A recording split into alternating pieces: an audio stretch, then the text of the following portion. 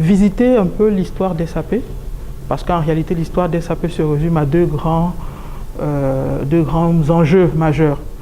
L'un des enjeux majeurs, c'est la maîtrise et la simplification de tout ce qui est technologie. Il faut maîtriser la technologie et la simplifier du mieux pour derrière apporter plus d'efficience, plus d'amélioration, plus de profitabilité.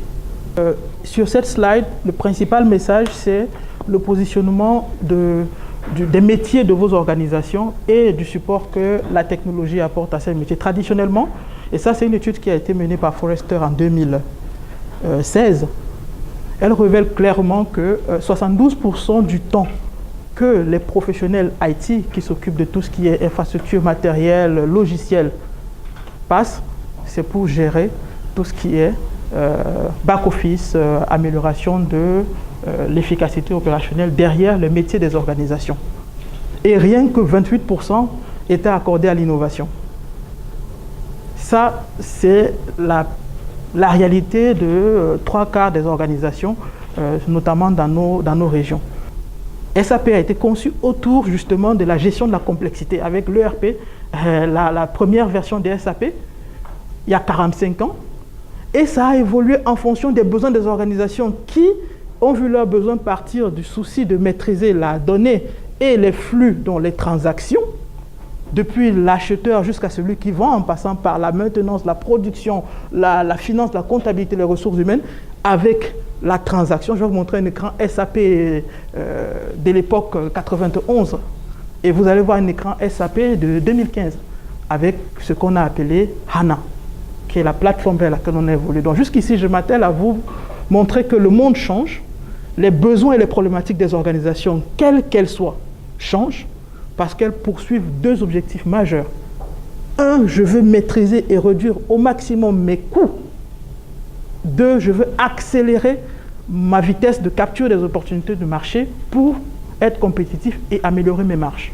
Donc SAP, dans son évolution, a le souci justement de doter les organisations d'une logique d'intégration totale avec, en plus, et grâce à la puissance de l'outil qu'il y a derrière, qui est le moteur, la plateforme HANA, S/4HANA, c'est de donner la vitesse de collecte, de traitement, d'analyse et de publication de la donnée dans un langage qui parle à vos différents profils d'utilisateurs. C'est pour ça que désormais, vous avez une unicité de données visualisable en temps réel, depuis la transaction, convertie en information prête à aider le décideur à dire je vais à gauche ou à droite. C'est cette logique que vous avez. Et c'est la puissance derrière la plateforme HANA qui est la base, la mémoire embarquée sur chaque processus transactionnel. La deuxième chose, c'est tout ce que vous avez autour de l'intégration. Il y a une slide, je vais revenir là-dessus. L'intégration native, totale, depuis le fournisseur du fournisseur jusqu'au client du client, en passant par tout ce que vous avez comme processus opérationnel, processus financier au sein de vos organisations respectives.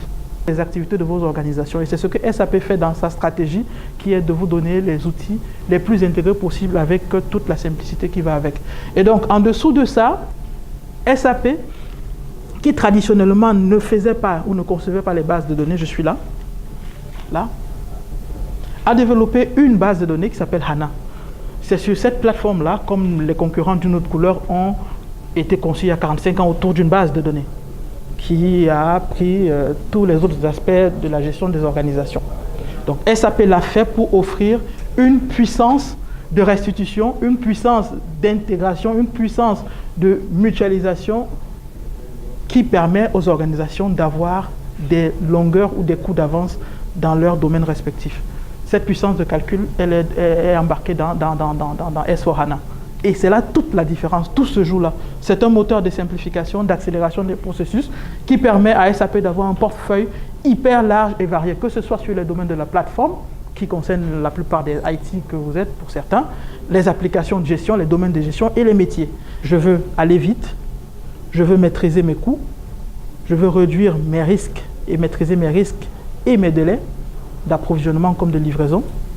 Je veux avoir des états financiers fiables. Je veux que mon groupe, quand il arrive, ou mes auditeurs, quand ils arrivent savoir l'état de mon parc informatique. Je n'ai pas à courir derrière un éditeur pour lui dire « Ah tiens, on est en train de m'auditer, ah là, on m'a tapé dessus, c'est pas bon, est-ce que tu as une solution qui permet de faire le tracking des comptes utilisateurs, des workflows et des habilitations qui ont été données ?» Autrement dit, que j'ai un outil qui me dise qui a fait quoi dans le système, qui n'a pas fait quoi, d'où vient l'erreur, le nombre de logs que tel... Ce genre de problématiques-là, aujourd'hui, la technologie met des leviers. Développer un vertical spécifique à la gestion de la forêt qui s'appelle Farm Management by quelque chose on SAP for HANA. Et le même partenaire a développé ce vertical qui fait toute la partie Grower Management. Et ça, comme SIFCA, vous allez voir jusqu'à quel niveau de détail, jusqu'à la parcelle, on parvient à suivre la prise d'information, le rendement de la parcelle, de l'agent, et on met ça dans un moteur de calcul qui remonte des informations à ceux qui en ont besoin pour prendre des décisions. C'est à ce niveau de détail qu'on arrive, grâce à la puissance de l'ERP qui est en dessous. À l'Intélécom, l'ingéniosité fait la différence.